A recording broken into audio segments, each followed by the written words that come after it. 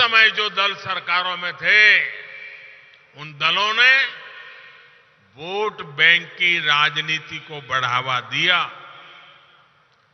इस जाति, उस मत मजहब का वोट, पक्का वोट कैसे बन जाए, हर योजना, हर कार्यक्रम को इसी दायरे में बांध करके रखा।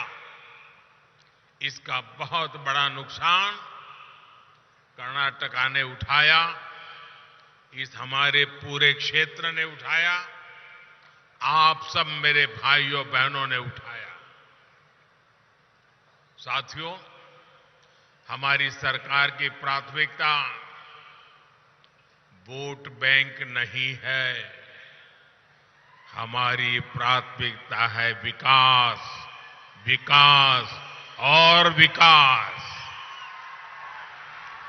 2014 में आप सबने मुझे आशीर्वाद दिए, मुझे एक बहुत बड़ी जिम्मेदारी सौंपी।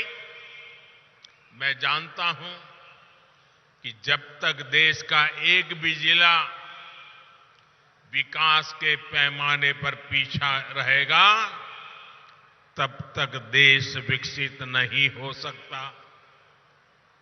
इसलिए जिनको पहले की सरकार ने पिछड़ा घोषित किया, उन जिलों में हमने विकास की आकांक्षा को प्रोत्साहित किया। हमारी सरकार ने यादगीर सहित देश के 100 से अधिक ऐसे जिलों में आकांक्षी जिला कार्यक्रम शुरू किया। हमने इन जिलों में सुशासन पर बल दिया, गुड गवर्नेंस पर बल दिया, विकास के हर पैमाने पर काम शुरू किया। यादगीर सहित सभी आकांक्षी जिलों को इसका लाभ भी मिला है।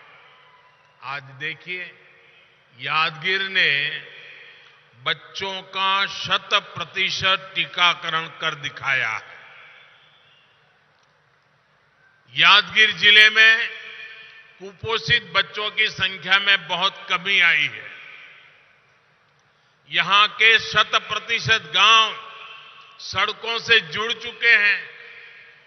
ग्राम पंचायतों में डिजिटल सेवाएं देने के लिए कॉमन सर्विस सेंटर है। शिक्षा हो, स्वास्थ्य हो, कनेक्टिविटी हो, हर प्रकार से यादगीर जिले का प्रदर्शन top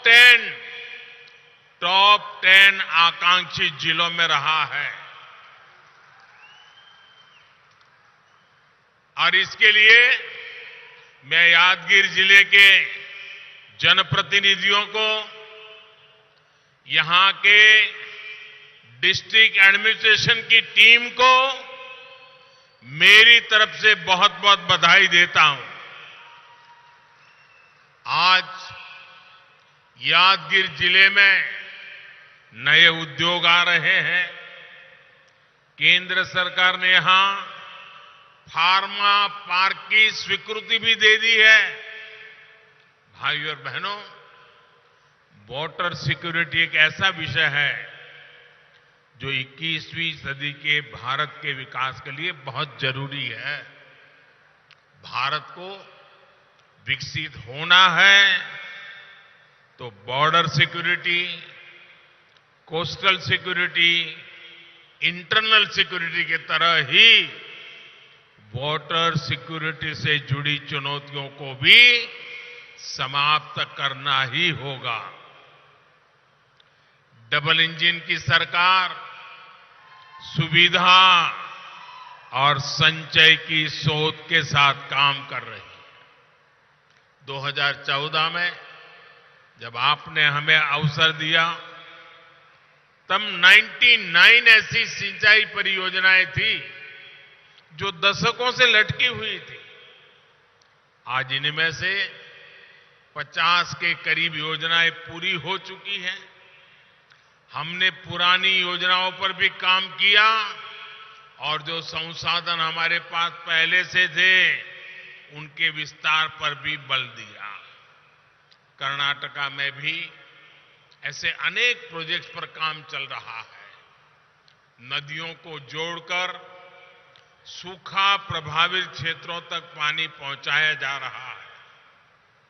Narayanpura left bank canal system का विकास और विस्तार भी इसी नीति का हिस्सा है। अब जो नया सिस्टम बना है, जो नई तकनीक इसमें जोड़ी गई है, इससे 4.5 लाख हेक्टेयर भूमि सिंचाई के दायरे में आएगी। अब कैनाल के आखिरी छोर तक भी पर्याप्त पानी पर्याप्त समय के लिए आ पाएगा। साथियों, आज देश में पर ड्रॉप मोर क्रॉप पर, माइक्रो इरिगेशन पर अभूतपूर्व बल दिया जा रहा है। बीते 6-7 सालों में 70 लाख हेक्टेयर भूमि को माइक्रो इरिगेशन के दायरे में लाया गया है। कर्नाटका में भी इसको लेकर के बहुत अच्छा काम हुआ है।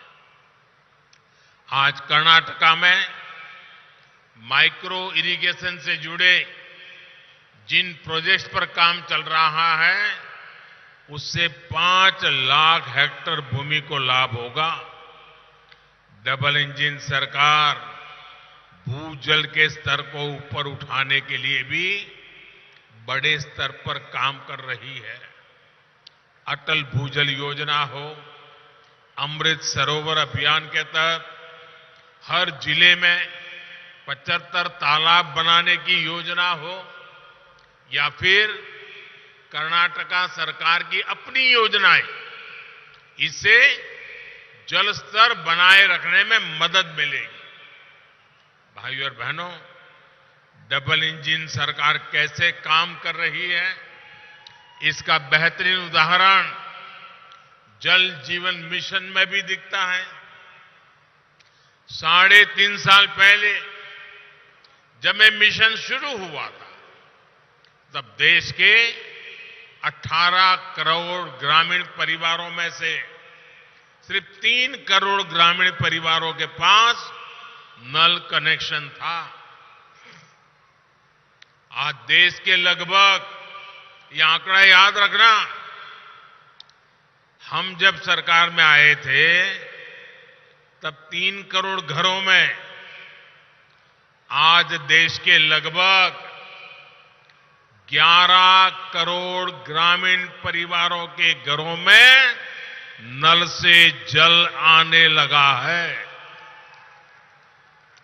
यानी हमारी सरकार ने देश में 8 करोड़ नए ग्रामीण परिवारों तक पाइप से पानी पहुंचाया है। और इसमें कर्नाटका के भी 35 लाख ग्रामीण परिवार शामिल हैं। मुझे खुशी है कि यादगीर और रायचूर में हर घर जल की कवरेज कर्नाटका और देश की कुल औसत से भी अधिक है। और जब नल से जल घर में पहुंचता है ना, तो माताएं बहनें मोदी को भरपूर आशीर्वाद देती है। हर दिन जब पानी आता है,